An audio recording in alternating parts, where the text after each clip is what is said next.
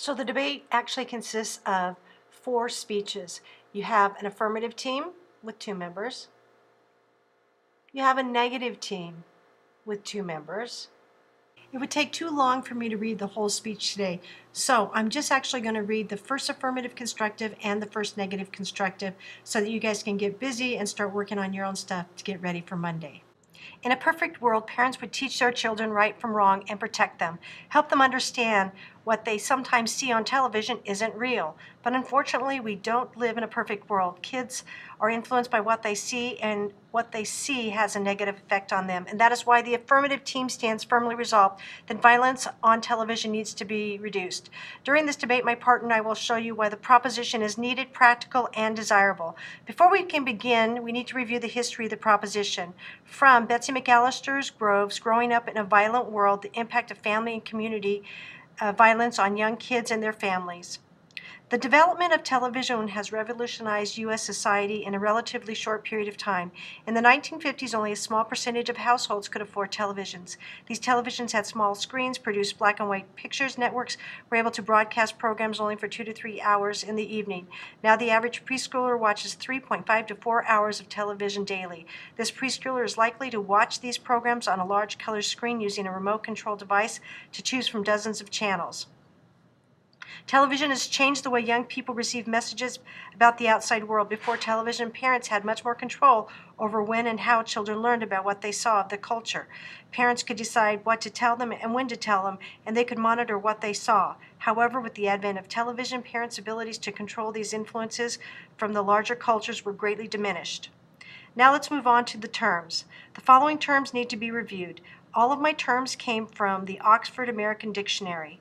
Television, regular television channels 2, 6, 7, 9, 12. This does not include cable. Violence, being violent, violent acts or conduct. Violent, involving great force or strength or intensity. My next one is reduce, to make or become less. The proposition is needed for the following reasons. My first argument is that violence is increasing and can be related to violence on television. According to Betsy McAllister Groves, from the source I just mentioned a second ago, researchers note the parallels between the increase in violence and the proliferation of televisions. In 1951, the U.S. population was 150 million. That year, 6,280 homicides were reported. In 1980, 30 years later, a population had increased to 220 million. A 47% increase. Homicides had decreased to 23,000 and a 400% increase. This rise in violent crime is a result of a complex of social factors. It would be simplistic to attribute this rise solely to the television's influence. It is, however, clear that violence on television has played a part in the crime. My next piece of evidence comes from the American Psychological Association. Media violence may cause some people, particularly young people, to commit violence is not new. Parents have been concerned about violence on television almost since the medium's inception, and the researchers have been studying television's effects on viewers for nearly as long. A 1993 report from the American Psychological Association summarized it this way: there is absolutely no doubt that higher levels of viewing violence on television are correlated with increased acceptance of aggressive attitudes and increased aggressive behavior. Children's exposure to violence in the mass media, particularly at young ages, can have harmful, lifelong consequences. The need argument is television affects people's attitudes and actions. From the article, Violence in the Media Justifies Censorship, the real-world effects of television have been studied for more than 30 years, and the results are conclusive. Television shapes attitudes and opinions and influences behavior, often negatively. A 10-year study by the National Institute of the Mental Health concluded that violence on television does lead to aggressive behavior by children and teenagers who watch the programs. The American Medical Association, the American Psychological Association, the American Academy of Pediatrics, the National Center of Disease Control, and the U.S. Surgeon General have all issued reports concluding that watching television is directly related to violent behavior in real life. The American Psychological Association reports accumulated studies clearly demonstrates the correlation between viewing violence and aggressive behavior. My second piece of evidence from Mindy Mowers, Department of Psychology, Missouri Western State University. The purpose of the study was to observe children while interacting with other children pre, post, and during a video clip of Tom and Jerry. Each child was assessed by his or her actions, as well as answering a few questions after the video clip was shown. Based on the children's actions and the amount of television he or she watches, I concluded that television has an influence on them. Let's move on to practicality. The proposition is practical for the following reasons. My first argument is, let's go back to the argument I said already that says TV influences individuals. My evidence, many people argue that many violence is at least partly to blame for the school shootings in Littleton, Colorado, Tabor, Alberta, and Eufort, Germany. Ex-Army psychologist Dave Grossman, a leading American activist, points the finger squarely at movies and video games. He argues that Hollywood films have desensitized kids to the consequence of violence, and video games have taught them how to handle a gun. So what this means is how many lives were lost or affected by this one incident. Reducing violence on television is a small thing that can save a lot of lives, and as you know, you can't put a price tag on a life. My second piece of evidence for my practicality argument is again from Mindy Mowers. Based on children's actions and the amount of television he or she watches, I concluded that television has an influence over them. My second argument for practicality is that while there are other influences on kids, such as poverty and family, we have little or no control over these. But what we can control is what is broadcast. Evidence for this argument is a consensus now exists that youth violence constitutes a premier public health issue for our nation. Traditional health concerns of youth, like death from accidental poisoning, have been eclipsed by death of guns. It is now 3.4 times more likely a young person between 1 and 14 will die from a gunshot wound than from poisoning. Most certainly, less extreme violence is much more common. For example, it has been reported that for every example of a school killing, schools reported 44,000 physical fights and 500,000 instances of bullying. Now let's kind of move on to my conclusion. Today I have proved to you that the proposition is needed because violence is increasing and can be related to violence on television, and television affects people's attitudes and actions. I have given you arguments why it is practical, because television affects people's attitudes and actions. How many lives are lost or affected by one incident? Reducing violence on television is a small thing that can save lives, and you know you can't put a price tag on a human life. And my last practicality argument is while there are other influences such as poverty and family, we have little or no control over these, but what we do have control over is what we broadcast. With that, I am open for cross-examination. At this point, then, the second negative speaker would cross-examine the first affirmative constructive speaker. Next up, then, you're going to have the first negative constructive speaker. Free society is based on the principle that each and every individual has the right to decide what art or entertainment he or she wants or does not want, to receive or to create. Once you allow the government to censor someone else, you cede to it the power to censor you or something you like. Censorship is like a poisonous gas, a powerful weapon that can harm you when the wind shifts. Freedom of expression for ourselves requires freedom of expression for others. It is at the very heart of our democracy. And that actually came from the government censorship would be harmful article. And that is why the negative team stands firmly resolved that we are against the proposition. During this debate, my partner and I will tell you why the proposition is not needed, not practical, and definitely not desirable. We would also like to begin with a review of the history. From the article, How the Television System Works. Television stations are privately owned businesses. Their sole purpose is to make money. Television stations use channels owned by the people to send out their message or programs. Television stations must serve the public's interest. Television stations make money by selling airtime for commercials. The amount they can charge for the airtime is determined by the amount of popularity of the program. The more people who watch a certain show, the more money they can charge. In other words, television stations give people what they want. I'm going to agree to their terms, and I don't have any other ones. Let's talk about what they said for the need. They said that violence on television causes violent behavior.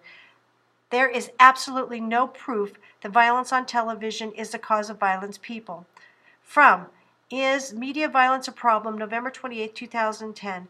The APA, or the American Psychological Association, stopped short of saying that the media violence causes aggressive behavior or violent behavior.